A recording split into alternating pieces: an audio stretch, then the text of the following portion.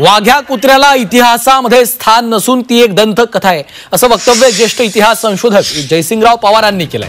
तर रायगडावरील वाघ्या कुत्र्याचं स्मारक राज्य सरकारनं हटवावं अशी मागणी देखील त्यांनी केलेली आहे। ज्येष्ठ इतिहास संशोधक जयसिंगराव पवार यांनी एक महत्त्वाचं विधान केलेलं आहे। वाघ्या कुत्र्याला इतिहासामध्ये स्थान नसून ती केवळ एक दंतकथा असल्याचं जयसिंगराव पवार यांनी म्हटलेलं आहे। तर रायगडावरची वाघ्या कुत्र्याचं स्मारक हटवावं राज्य सरकारने कडे देखील त्यांनी अशी ही मागणी केली आहे।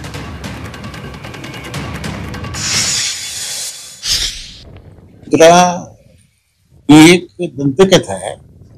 ही दंतकथेचा इतिहास केला गेला आहे। मुळात ही एक कविकल्पना आहे।